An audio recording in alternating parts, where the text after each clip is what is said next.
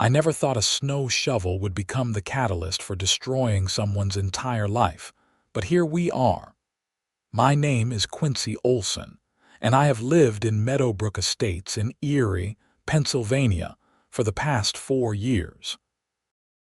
Erie gets hammered with lake-effect snow every winter, the kind that buries your car overnight and turns your driveway into an Arctic wasteland by morning.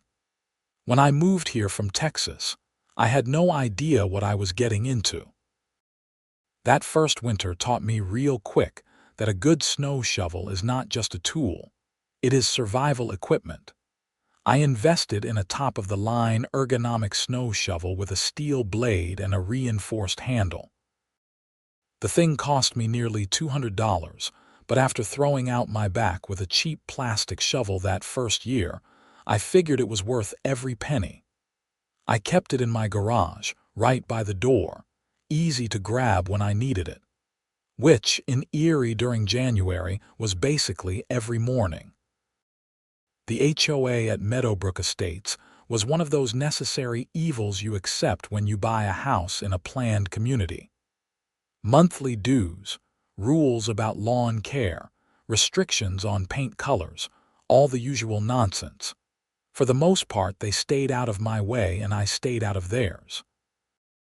That changed when Brenda Morrison became the HOA president. Brenda was 53, divorced, and seemed to have made complaining about neighbors her full-time job. She had that classic Karen haircut, the asymmetrical bob with blonde highlights that screamed, "Let me speak to your manager."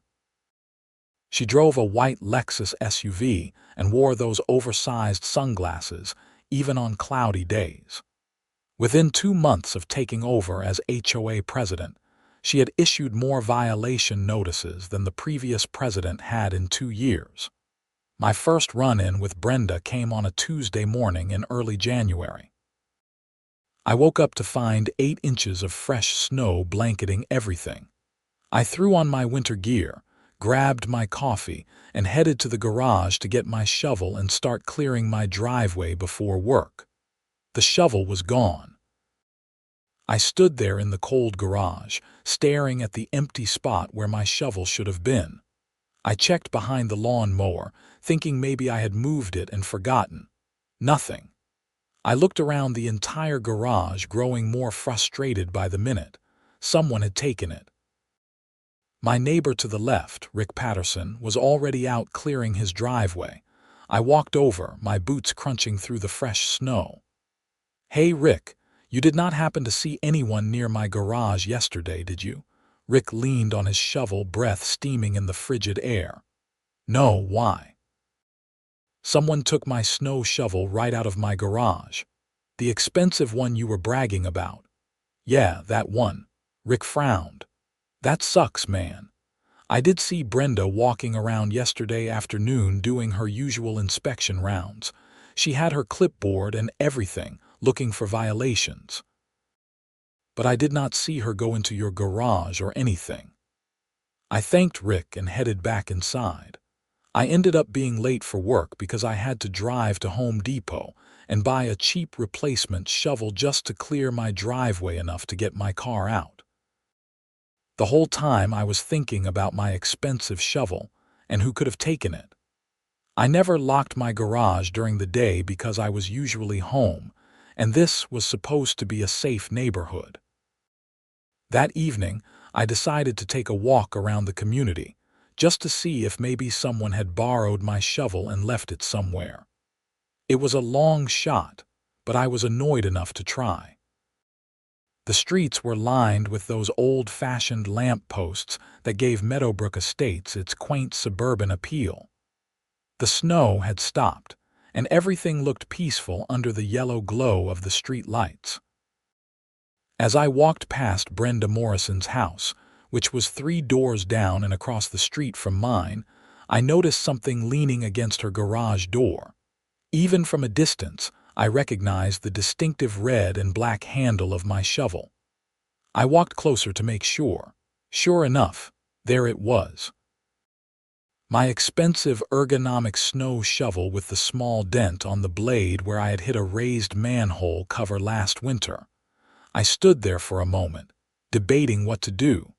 I could just walk up and take it back. It was my property after all, but something told me to handle this differently. Brenda Morrison was the HOA president, and she struck me as the type who would twist any confrontation to her advantage. I pulled out my phone and took several clear photos of the shovel leaning against her garage door. I made sure to capture the house number and distinctive features of my shovel. Then I went home and checked my garage for any photos I might have taken that showed my shovel. I found one from last spring when I was organizing my garage and had posted it on social media with some caption about spring cleaning. The photo clearly showed my shovel with that distinctive dent. The next morning, Brenda's driveway was immaculately clear. I watched from my window as she loaded her Lexus and drove off to wherever it is that middle-aged HOA presidents spend their days. Once she was gone, I walked over to her garage. The shovel was still there. I took more photos, including close-ups of the dent and the price tag residue on the handle that I had never fully scrubbed off. Then I knocked on her door, even though I knew she was not home. I wanted to document that I had attempted to handle this civilly. No answer, obviously. I went home and drafted a formal email to the HOA board, copying all the board members whose email addresses were listed on the community website. The email was professional and factual. I explained that my snow shovel had been taken from my garage without permission, that I had located it at the HOA president's residence, and that I had photographic evidence both of my ownership and its current location. I requested that it be returned immediately and asked how the HOA planned to address this theft by its own president. Within an hour, I got a phone call. It was Brenda. "Quincy, I got your ridiculous email." Her voice had that sharp edge of someone used to intimidating people. "That shovel is mine. I bought it last week." Interesting, because that shovel has a distinctive dent on the blade and price tag residue on the handle that matches the one I bought 2 years ago. I have photos. "I do not know what you are talking about. You are making wild accusations against the HOA president. This is harassment. Brenda, I have photographs of my shovel from months ago showing the same dent. I have the receipt from when I bought it. Just return it and we can forget this happened. I am not returning my own property to you. And if you continue this harassment, I will have no choice but to issue you a violation for creating a disturbance in the community." She hung up. I sat there, staring at my phone in disbelief. She was really going to play it this way. 2 days later, I received a formal HOA violation notice in my mailbox. According to the notice, my trash cans had been left visible from the street past the designated time on collection day, violating Community Standards Section 4.7. The fine was $100. I checked the date on the violation. It was from the same day I had sent the email about my shovel. The thing is, I had brought my trash cans in on time that day. I specifically remembered doing it because I had worked from home. This was retaliation, pure and simple. I did not pay the fine. Instead, I filed a formal dispute with the HOA board, again documenting everything. I included timestamps from my home security camera showing me bringing the trash cans in well before the deadline. I also pointed out that this violation had been issued on the same day I reported the theft of my property by the HOA president, suggesting this was retaliatory. The situation escalated quickly. Brenda started issuing me violations for everything she could think of. My lawn was 1 inch too long, even though it was winter and barely growing. My car was parked 6 inches over the driveway line, extending into the street by a negligible amount that did not obstruct traffic. My porch light was out, which apparently violated safety standards, even though the light had just burned out that morning, and I replaced it the same day. Each violation came with a fine ranging from $50 to $200. I disputed every single one, documenting everything with photos, videos, and timestamps. I also noticed that other residents were not being held to these same standards. Rick's trash cans were out past the deadline multiple times, but he never got a violation. My neighbor across the street had a porch light out for a week. Nothing. This was targeted harassment. I started doing research on HOA laws in Pennsylvania. I learned that HOA board members have a fiduciary duty to act in the best interest of the community, not for personal gain or vendetta.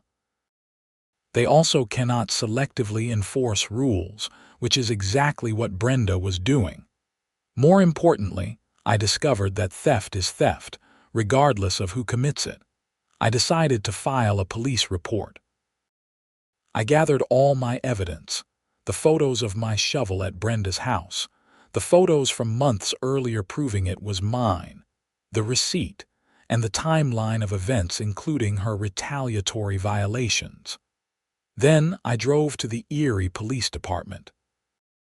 The officer who took my report was a tired-looking guy in his 40s named Officer Matthews. He listened to my story with the kind of patient expression that suggested he had heard plenty of neighbor disputes before. "So let me get this straight," he said, reviewing my photos. "The HOA president took your snow shovel, refused to return it, and is now harassing you with bogus violations. That is exactly what is happening. And you have all this documented." I showed him everything. The photos, the emails, the violation notices, the timeline. Officer Matthews nodded slowly. "This is definitely theft if you can prove the shovel is yours, and it looks like you can. The retaliation is a civil matter for the most part, but the theft is criminal. I will file the report and we will follow up with Miss Morrison." "Thank you, officer." Word of advice, though, document everything from here on out. People in positions of petty power tend to get worse before they get better. He was right about that. 2 days after I filed the police report, I came home to find a notice taped to my front door. It was a formal letter from the HOA board, signed by Brenda Morrison, informing me that I was being fined $500 for filing a false police report against a board member and bringing negative attention to the community. I actually laughed when I read it. This woman had completely lost her mind. You cannot fine someone for exercising their legal right to file a police report. I immediately scanned the letter and forwarded it to Officer Matthews, along with a note explaining this latest development. The next day, Officer Matthews called me. "Mr. Olsen, I visited Miss Morrison yesterday to discuss the theft report. She initially denied that the shovel in her possession was yours, but when I mentioned the distinctive dent and other identifying features, she changed her story. She claimed you had given her permission to borrow it and then forgot about it. That is completely false. I never gave her permission." I figured as much. Here is the thing, she is now claiming this is all a misunderstanding and offering to return the shovel. Technically, if she returns your property, you could choose to drop the charges. What do you recommend? Officer Matthews was quiet for a moment. "Between you and me, this woman sounds like a piece of work. If you drop the charges, she will probably keep harassing you. But if you want to pursue it, we have enough evidence to charge her with theft. It would be a misdemeanor, likely a fine and possible probation, but it would be on her record. I want to pursue it. She stole from me, lied about it, and has been retaliating against me ever since. If I let this go, she will just do it to someone else." "All right then. We will move forward with charges. You should also consider documenting all the HOA violations and harassment for a potential civil case. This pattern of retaliation could be actionable." After hanging up with Officer Matthews, I decided to dig deeper into Brenda Morrison's history as HOA president. I started talking to other neighbors, asking casual questions about their experiences with the HOA. What I learned was disturbing. My neighbor 2 doors down, Patricia Chen, told me that Brenda had fined her $600 for painting her front door a color that was not on the approved list, even though the color was clearly listed in the community guidelines. When Patricia disputed it and provided proof, Brenda ignored her appeals and sent the fine to collections, damaging Patricia's credit score. Another neighbor, Tom Williams, said that Brenda had issued him over $2,000 in fines for various violations during a 2-month period, when he was in the hospital recovering from surgery. His lawn had gotten overgrown, his mailbox had been damaged by a car and was leaning, and some siding on his house had come loose during a storm. Instead of showing any compassion or working with him, Brenda had piled on the violations and fines. The most shocking story came from Rick Patterson. He told me that 6 months ago, a young couple named the Hendersons had lived across the street. They had a baby, and apparently the baby's crying bothered Brenda, whose bedroom window faced their house. Brenda had tried to fine them for noise violations, even though babies crying is not something you can control or fine people for. When the Hendersons pushed back, Brenda made their lives miserable with constant violations until they finally sold their house at a loss and moved away. I realized that I was not dealing with just a petty tyrant. Brenda Morrison was systematically abusing her position as HOA president to bully and financially harm residents who crossed her. This was bigger than my stolen shovel. I contacted Patricia, Tom, and several other residents who had similar experiences. We met at a local coffee shop in Erie to discuss our options. There were 7 of us total, all with stories of Brenda's abuse of power. "We need to remove her from the board," Patricia said, stirring her coffee with agitation. "The HOA bylaws must have some procedure for recalling board members." I had brought my copy of the HOA bylaws and community charter. We went through them together. According to the documents, board members could be removed by a vote of no confidence if at least 30% of community residents signed a petition calling for a special meeting, and then a simple majority of those present at the meeting voted for removal. Meadowbrook Estates had 147 homes. We would need at least 45 signatures to trigger the special meeting. It sounded doable, especially given how many people Brenda had antagonized. "I am in," Tom said. "That woman tried to financially destroy me while I was recovering from a heart attack. She has no business being in charge of anything." Everyone agreed. We divided up the neighborhood and started going door to door with our petition. The response was overwhelming. Resident after resident had stories about Brenda's vindictive behavior.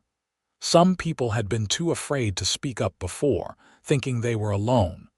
But once they realized how many others had experienced the same treatment, they eagerly signed. Within a week, we had 73 signatures. Far more than the required 30%. We submitted the petition to the HOA board, copying all members and sending it via certified mail to ensure it was received. The board was required to schedule the special meeting within 30 days of receiving a valid petition. We got a notice 2 weeks later that the meeting would be held on February 15th at the community center. During this time, the criminal case against Brenda was moving forward. She had been formally charged with theft, and a court date was set for early March. The local newspaper, the Erie Times-News, got wind of the story and ran an article with the headline "HOA President Charged with Theft of Resident's Snow Shovel." The article detailed the charges and mentioned the ongoing disputes between Brenda and multiple residents. Brenda did not take this well. The morning after the article ran, I found my car had been keyed. Someone had scratched a long, deep gouge along the driver's side. I immediately called the police and filed a report. I did not have proof it was Brenda, but the timing was suspicious. I also upgraded my home security system, adding more cameras around my property. I had a bad feeling things were going to get worse before they got better. The HOA special meeting arrived on a frigid February evening. The community center was packed. I had never seen so many residents at an HOA meeting before. Usually, these things drew maybe 15 people. Tonight, there were easily over 100. Brenda sat at the front table with the other board members, looking defiant. She wore a navy blue business suit and had her hair perfectly styled. She looked like she was about to address a corporate board, not a community meeting that would determine her fate. The meeting was called to order by the vice president, a mild-mannered accountant named Steve Russo. He looked distinctly uncomfortable with the whole situation. "We are here tonight to address the petition for recall of board President Brenda Morrison," Steve began, reading from a prepared statement. "The petition has been verified as having sufficient signatures. We will now hear statements from those calling for the recall, followed by a statement from Miss Morrison, and then we will vote." I had been chosen to speak first on behalf of our group. I stood and walked to the microphone that had been set up in the aisle. I had prepared notes, but I also had something else, a USB drive with all my documentation that I planned to present. Thank you all for coming tonight. My name is Quincy Olsen, and I live at 423 Maple Drive. 2 months ago, Brenda Morrison stole my snow shovel from my garage. When I discovered it at her residence and asked for it back, she refused and claimed it was hers. I filed a police report with evidence proving the shovel was mine. Miss Morrison has since been formally charged with theft. A murmur went through the crowd. Some people had read about it in the paper, but many had not. But the theft is just the beginning. After I reported the theft, Miss Morrison began retaliating against me with fraudulent HOA violations and excessive fines. She issued me over $1,000 in bogus fines in a matter of weeks. I have documented every violation, and I have evidence from my security cameras proving that the violations were false. I plugged the USB drive into my laptop and projected the evidence onto the screen at the front of the room. Photos of my shovel, the timeline of events, screenshots of the bogus violations, and video footage disproving her claims. The evidence was damning. But I am not the only victim of Miss Morrison's abuse of power. Patricia Chen, Tom Williams, and many others here tonight have similar stories. Miss Morrison has used her position as HOA president not to serve this community, but to bully, harass, and financially harm residents who do not bow to her authority. She is facing criminal charges, and she has shown no remorse or accountability. She is not fit to lead this board. The room erupted in applause. I returned to my seat as Patricia and Tom stood to share their own stories. Patricia described how Brenda's false fines had damaged her credit. Tom talked about receiving thousands in violations while he was hospitalized. One by one, residents stood and shared their experiences. Then it was Brenda's turn to respond. She stood and approached the microphone with the confidence of someone who thought she could still talk her way out of this. "Everything you have heard tonight is a coordinated attack on my character," she began, her voice steady and firm. "Mr. Olsen and his group have twisted the truth to serve their own agenda. Yes, there was a misunderstanding about a snow shovel, which has been blown completely out of proportion. Yes, I have issued violations because that is my job as HOA president. I am here to enforce the rules that all of you agreed to when you bought your homes in this community. What about the criminal charges?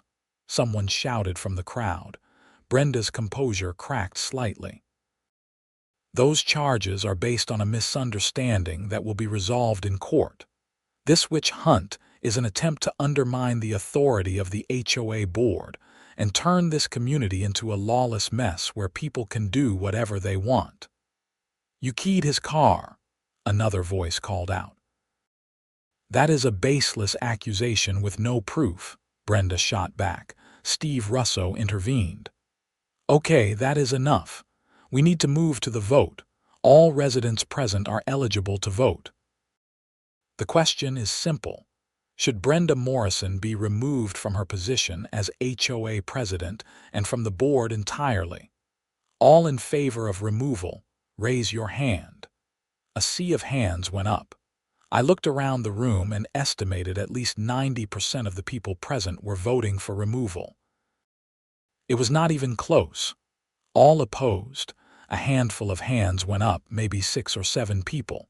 The measure passes by a clear majority. Brenda Morrison is removed from the HOA board effective immediately. Brenda stood frozen for a moment, her face turning red. Then she grabbed her purse and papers and stormed toward the exit. But before she left, she turned back to face the room. You people have made a huge mistake. This community will fall apart without proper leadership. And as for you, Quincy Olsen, you just made an enemy for life. She slammed the door behind her as she left. The room sat in stunned silence for a moment before people started talking all at once. Steve Russo called for order. We need to elect a new president tonight. Are there any nominations? Patricia nominated Tom Williams, who reluctantly accepted. He was voted in unanimously. The meeting continued with discussions about reviewing all the violations Brenda had issued and establishing better oversight procedures to prevent future abuse of power. I left the meeting feeling relieved, but also anxious. Brenda's parting threat echoed in my mind. This woman had already stolen my property, retaliated with bogus fines, and possibly keyed my car. What would she do now that she had been publicly humiliated and removed from power? My concerns proved justified. Over the next week, I experienced a series of what I can only describe as harassment incidents. My mailbox was knocked over one night. I received dozens of spam calls from fake numbers. Someone called the city inspector to report false building code violations at my home, forcing me to take time off work to meet with the inspector and prove that my house was in compliance. I could not prove any of it was Brenda, but the timing and pattern made it obvious. I documented everything and kept Officer Matthews informed. He told me to consider getting a restraining order if the harassment continued. The criminal case for the theft charge proceeded to court in early March. I took the day off work to attend the hearing. The courthouse in Erie was an imposing gray building downtown. I met with the assistant district attorney handling the case, a sharp young woman named Jennifer Walsh, before the hearing. We have a strong case, she told me. The evidence is clear, the photos, the dent, the timeline. Her story about you giving her permission does not hold water because you filed the police report immediately upon discovering the theft. If you had given permission, you would not have reported it stolen. What do you think will happen? For a first-time misdemeanor theft, probably a fine, probation, and possible community service, but she will have a criminal record which will impact her employment and reputation. The hearing was quick and procedural. Brenda showed up with a lawyer, a stern-looking man in an expensive suit. They tried to argue that it was a civil dispute, not a criminal matter, but the judge was not buying it. Miss Morrison, you took property that did not belong to you without permission. The evidence clearly shows the shovel belonged to Mr. Olsen. Your changing story about how you came to possess it undermines your credibility. I am finding you guilty of misdemeanor theft. You are sentenced to pay a fine of $800, 12 months probation, and 40 hours of community service. You are also ordered to pay restitution to Mr. Olsen for his time and expenses related to this matter, which amounts to $300. Brenda's face was stone as the judge read the sentence. She did not look at me as she left the courtroom with her lawyer. I felt vindicated, but I knew this still was not over. Brenda Morrison had proven herself to be vindictive and persistent. A criminal conviction was not going to make her suddenly leave me alone. I was right. 2 days after the court hearing, I received a notice that I was being sued. Brenda had filed a civil lawsuit against me for defamation, claiming that my statements at the HOA meeting and to the police had damaged her reputation and caused her emotional distress. She was seeking $50,000 in damages. I immediately contacted a lawyer. His name was Marcus Freeman, and he specialized in HOA disputes and civil litigation. He was a no-nonsense guy in his 50s with gray hair and the kind of calm demeanor that comes from years of dealing with difficult cases. "This is a slap suit," Marcus said after reviewing the complaint. "Strategic lawsuit against public participation. She is suing you to punish you for speaking out and to drain your resources fighting a bogus lawsuit. The good news is Pennsylvania has anti-slap statutes that can get this dismissed relatively quickly." "How quickly?" "Few months, maybe. And if we win, which we will, she could be ordered to pay your legal fees and face sanctions for filing a frivolous lawsuit." "What does this cost me in the meantime?" "I will need a $5,000 retainer to start, but like I said, if we prevail, you should get most or all of that back from her." I did not have $5,000 just lying around, but I used a credit card and paid Marcus his retainer. This nightmare was getting expensive, and all because of a damn snow shovel. Marcus filed a motion to dismiss the lawsuit under Pennsylvania's anti-slap law, arguing that my statements were protected speech regarding a matter of public concern, and that I had substantial evidence supporting the truth of my statements. We also filed a counterclaim for malicious prosecution and abuse of process. While the legal proceedings dragged on, life in Meadowbrook Estates started to improve under the new HOA leadership. Tom Williams proved to be a fair and reasonable president. One of his first acts was to review all the violations Brenda had issued over the past year. He found that more than 60% of them were either bogus or applied inconsistently. He voided all of my fines and refunded or forgave fines for dozens of other residents who had been unfairly targeted. The community seemed lighter somehow, like a dark cloud had been lifted. People were friendlier, more willing to chat when walking their dogs or checking their mail. The fear that Brenda had instilled was gradually fading, but Brenda herself was not fading away. She still lived in the community, though she kept to herself and rarely came outside. When she did, she would glare at anyone who made eye contact. Her house began to look increasingly unkempt. Her lawn grew shaggy, which was ironic given how many people she had fined for lawn violations. Her mailbox, which had been knocked over the same night mine was, remained unfixed and leaning at an angle. Rick mentioned to me one day that he had heard Brenda lost her job. She had worked as an office manager for a dental practice, but apparently, the criminal conviction and negative publicity from the HOA situation had prompted her employer to let her go.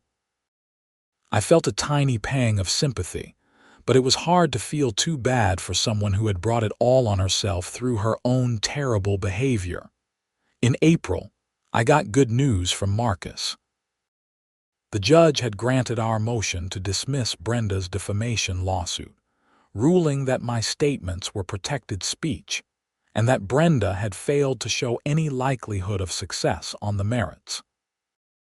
The judge also ordered Brenda to pay my legal fees, which had totaled just over $6,000 by that point. She has 30 days to pay, Marcus told me. If she does not, we can pursue collection and potentially put a lien on her property. You think she will pay? Hard to say. She does not strike me as someone who accepts defeat gracefully, but she does not have much choice if she wants to avoid further legal consequences. The 30 days came and went. Brenda did not pay. Marcus filed the necessary paperwork to begin collection proceedings, which eventually led to a lien being placed on her house.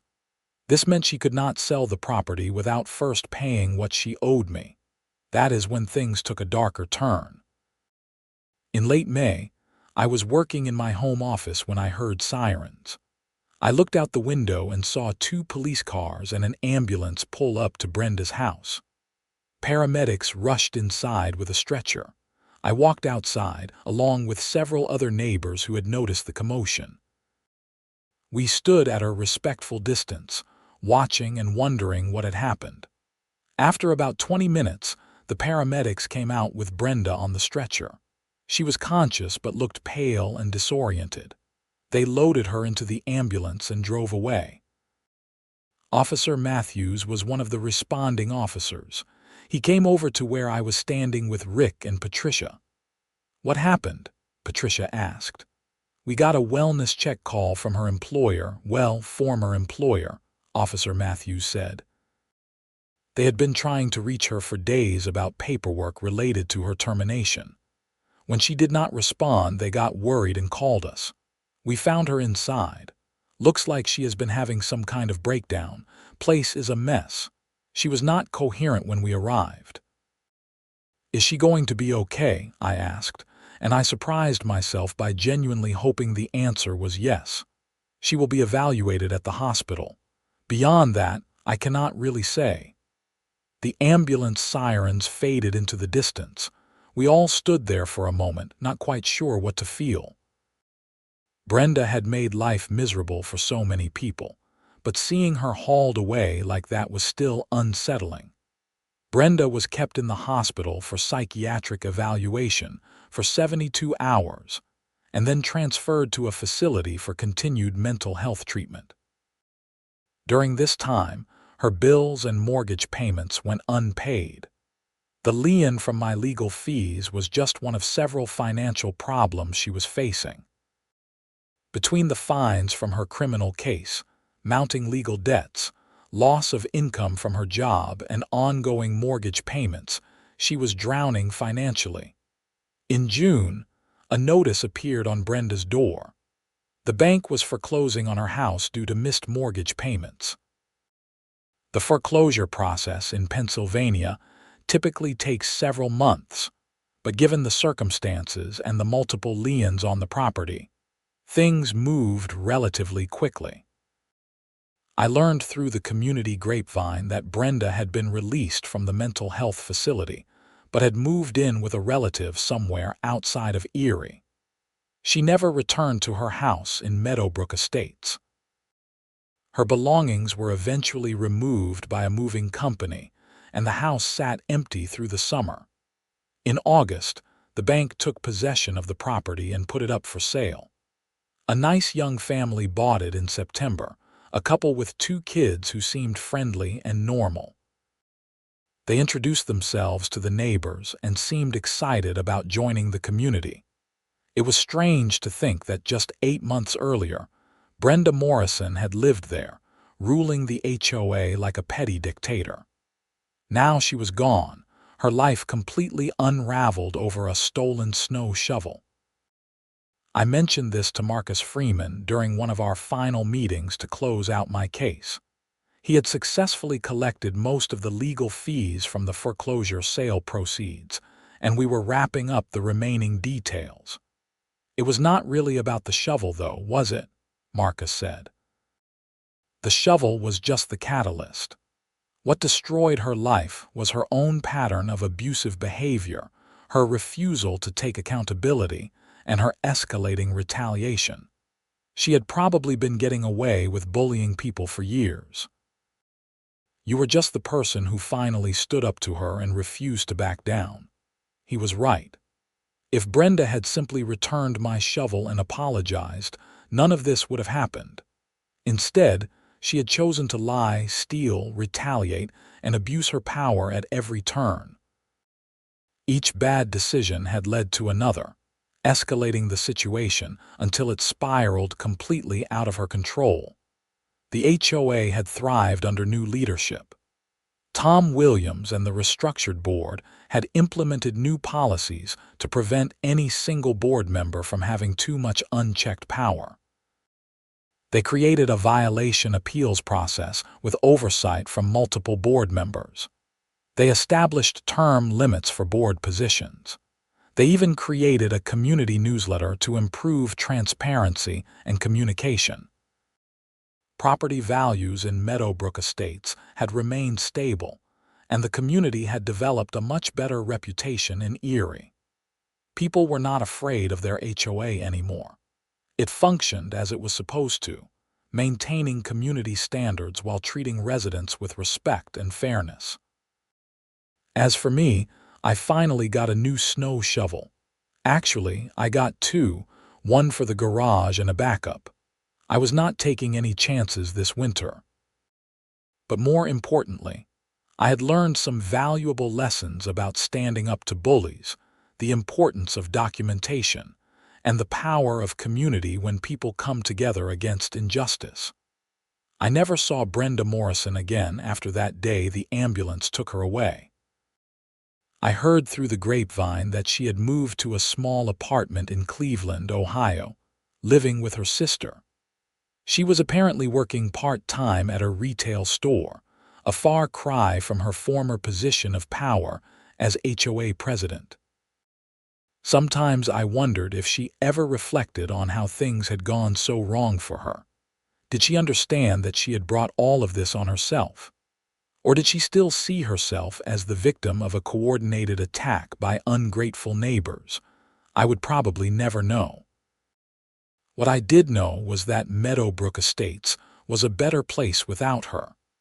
The community had learned the hard way what happens when petty people are given power and no accountability. We had learned to be vigilant, to speak up when we see abuse, and to support each other when standing up to bullies. That winter, when the first big snowstorm hit Erie, I was ready. I grabbed my new snow shovel from my locked garage, made sure my security cameras were recording just in case, and cleared my driveway without incident. Rick came over to borrow my backup shovel since his had broken, and I gladly lent it to him. That is what neighbors are supposed to do, help each other out. As I worked, I looked down the street at the house that used to be Brenda's. The new family had already decorated for the holidays, with tasteful white lights along the roofline and a wreath on the door. Their kids were building a snowman in the front yard, their laughter carrying in the cold air. It was exactly the kind of scene that makes a neighborhood feel like home. It was what Meadowbrook Estates was always supposed to be before Brenda Morrison's toxic leadership had poisoned the atmosphere. Now, finally, we had that back. I finished shoveling and went inside to warm up with some hot coffee. My phone buzzed with a message from Tom Williams. The HOA board was organizing a community winter party at the community center for next weekend. All residents were invited. There would be hot chocolate, cookies, and a white elephant gift exchange. I replied that I would be there. It sounded like fun, and it was another sign of how much things had improved. Under Brenda's leadership, HOA meetings had been tense and confrontational. Now, the board was organizing social events to bring people together. What a difference good leadership makes. The following week, I attended the winter party. The community center was decorated with garlands and twinkling lights. There was a good turnout, probably 50 residents or so. Kids ran around playing while adults chatted and laughed over cups of hot chocolate. Patricia Chen came over with a plate of homemade cookies. Can you believe how different things are now? 6 months ago, I dreaded every interaction with the HOA. Now I actually look forward to community events. It is night and day, I agreed. Tom has done a great job. We all have you to thank, really. If you had not stood up to Brenda, documented everything, and pushed back, she would still be terrorizing everyone. I just wanted my shovel back, I said with a laugh. Well, your shovel started a revolution, Patricia said. The white elephant gift exchange was entertaining. I had brought a nice set of thermal gloves, figuring those are always useful in eerie winters. I ended up going home with a funny coffee mug that said powered by caffeine and sarcasm. It made me smile every time I used it. As the party wound down and people started heading home, Tom Williams pulled me aside. Hey Quincy, I wanted to ask you something. We have an opening on the HOA board. Steve Russo is moving to Pittsburgh for work next month. I think you would be great for the position. You have shown real dedication to this community, and you understand the importance of accountability and fair enforcement. What do you say? I had not expected that. Me on the HOA board. 6 months ago, I would have laughed at the idea. But things were different now. The board was not about power trips and petty violations anymore. It was about actually serving the community. Let me think about it, I told Tom. It is a big commitment. Take your time. The vote is not until next month, but I hope you will consider it. We need people who will stand up for what is right. I did think about it over the next few weeks. The more I considered it, the more it made sense. I had seen firsthand what happens when the wrong people get power and what happens when good people do nothing. If I could help ensure that Meadowbrook Estates never again fell under the control of someone like Brenda Morrison, was that not worth the time investment in January? I accepted the nomination and was voted onto the HOA board. My first official meeting was both nerve-wracking and exciting. We discussed routine matters like snow removal contracts, proposed updates to the community playground, and a few minor violations that needed to be addressed fairly and consistently. It was boring, normal HOA stuff. It was perfect. That night, after the meeting, I drove home through the quiet streets of Meadowbrook Estates. Snow was falling lightly, coating everything in fresh white. The street lamps cast their warm glow. Houses were lit from within, families going about their evening routines. This was my community. These were my neighbors. And I was going to do my part to make sure we all looked out for each other, that rules were applied fairly, and that no one ever again abused their position to bully and harass the people they were supposed to serve. I pulled into my driveway and walked to my front door, my boots crunching in the fresh snow. Inside, my house was warm and welcoming. I hung up my coat, kicked off my boots, and headed to the kitchen to make some dinner. My expensive ergonomic snow shovel sat in the garage, safely locked away. It had been through quite a journey, from my garage to Brenda's to evidence in a criminal case, to a symbol of standing up against abuse of power. It was just a tool, but it represented something bigger now. The importance of not backing down when you know you are right, the value of thorough documentation, and the power of community when people unite against injustice. Last month, I heard through Rick that Brenda's foreclosed house had finally completed all the legal proceedings. The new family had officially closed on the purchase and were settling in nicely. Their kids had already made friends with other children in the neighborhood. The mom had joined the community book club. The dad had volunteered to help with the spring landscaping project for the common areas. They were exactly the kind of neighbors a community needs. They contributed positively, followed reasonable rules, and treated others with respect. Everything Brenda Morrison had failed to do, I also heard, though I could not confirm it, that Brenda had filed for bankruptcy in Ohio. Between her legal debts, the criminal fines, the money she owed me for legal fees, and the losses from her foreclosure. She was apparently buried in debt she could not pay. Her sister had reportedly kicked her out after a few months, unable to tolerate her constant complaining and refusal to take responsibility for her situation. I did not take pleasure in her suffering, but I did not feel guilty about it either. She had made every single choice that led to her downfall.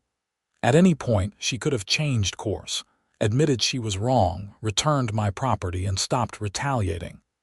Instead, she had escalated at every opportunity, driven by ego and vindictiveness. The lesson was clear. Actions have consequences.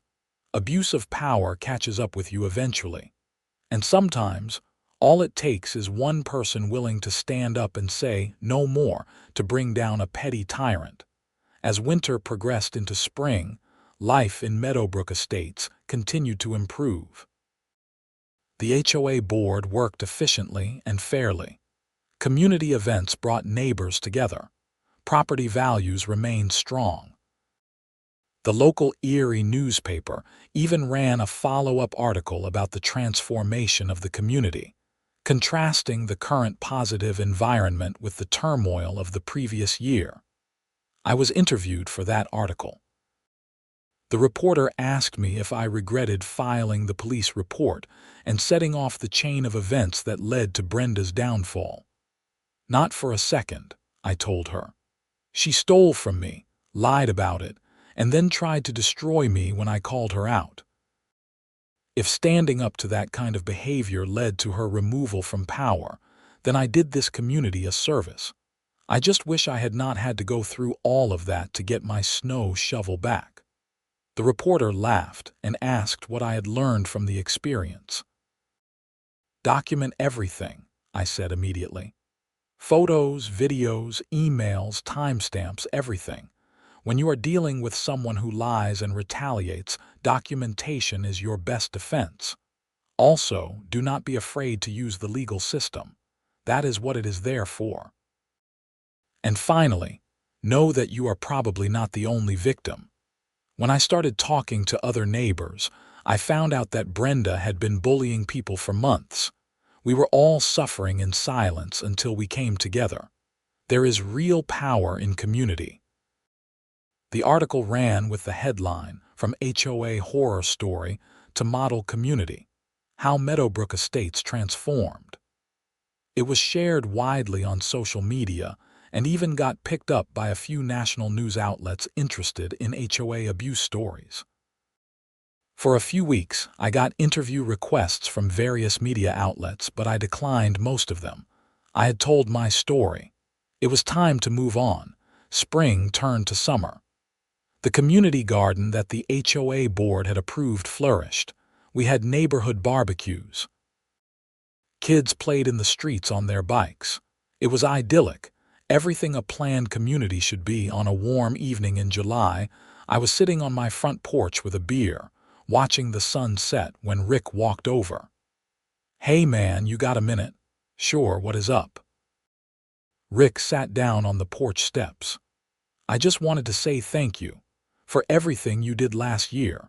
Standing up to Brenda, going through all that legal crap, staying strong when she tried to break you. I know it cost you time and money and stress. But you changed this whole community for the better. We all owe you." "You do not owe me anything, Rick. I was just trying to get my snow shovel back." "Yeah, but you could have let it go. You could have bought a new shovel and avoided all the drama. Instead, you stood your ground. That took guts." We sat in comfortable silence for a minute, watching neighbors walk their dogs and kids play basketball in a driveway down the street. "You know what the crazy thing is?" I said.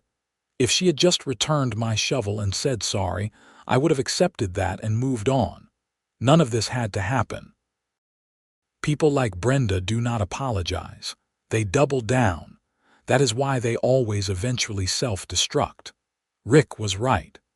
Brenda's inability to admit she was wrong, to show any humility or accountability, had been her ultimate downfall. Pride comes before the fall, as the saying goes.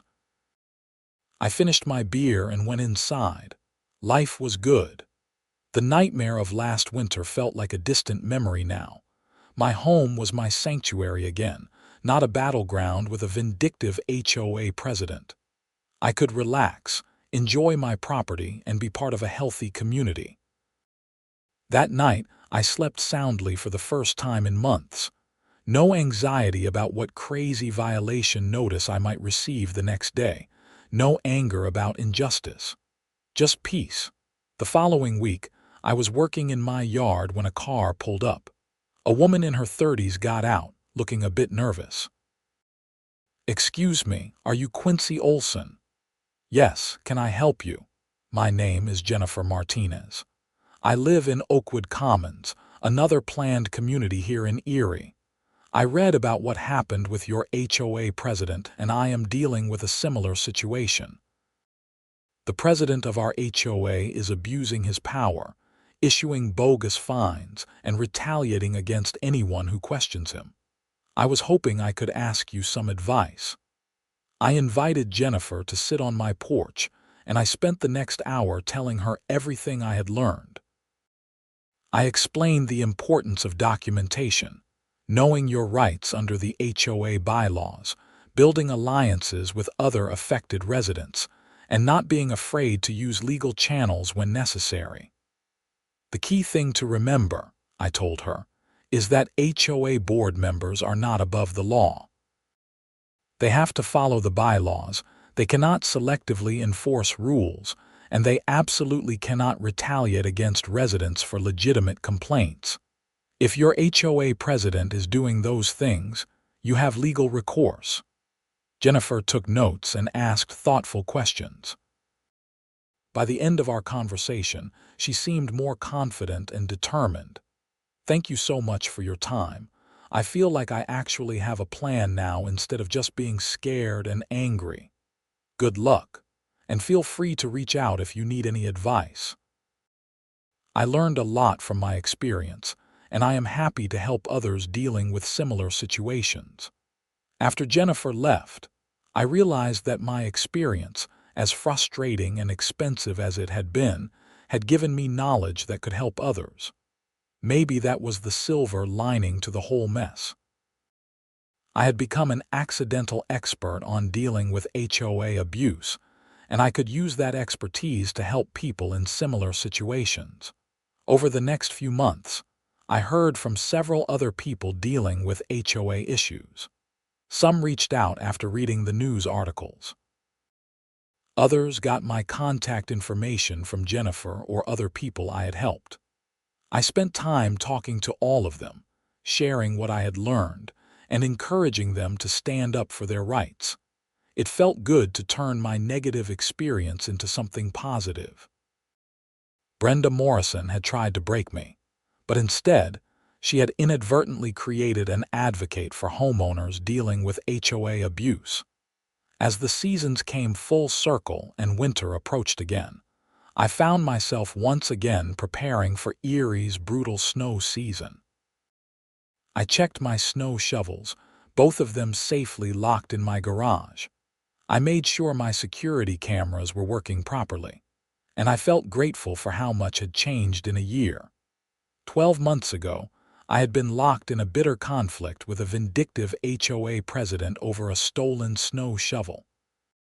Now, I was serving on the HOA board myself, helping to ensure that our community was run fairly and transparently. Brenda Morrison was gone, evicted by circumstances of her own making. Justice in the end had been served. The first big snowstorm of the season hit in early December. I grabbed my shovel and cleared my driveway, working in the peaceful quiet of early morning. The snow fell steadily, coating everything in pristine white. It was beautiful and serene. I thought about everything that had happened since that morning a year ago when I discovered my shovel had been stolen. The anger, the frustration, the legal battles, the stress. But also the moments of community solidarity, the satisfaction of standing up to a bully, the positive changes that had resulted from refusing to back down. Would I do it all again, knowing what I know now? Absolutely. Because some things are worth fighting for. Dignity, justice, community, the right to be treated fairly and with respect. Those things matter. As I finished shoveling and headed inside to warm up, I looked around at the neighborhood. Lights were starting to come on in houses as people woke up to face the snowy morning. Smoke curled from chimneys. It was the picture of peaceful suburban life. Brenda Morrison had tried to poison this community with her vindictiveness and abuse of power, but she had failed. We had stood up to her, held her accountable, and built something better in her absence. That was the real victory, not her eviction or criminal conviction, but the thriving, healthy community we had created in the aftermath. I set my snow shovel carefully in its designated spot in the garage and locked the door. Then I went inside my warm house, poured myself a coffee, and got ready to start another day in Meadowbrook Estates. My home, my community, safe at last from those who would abuse their power for petty personal gain.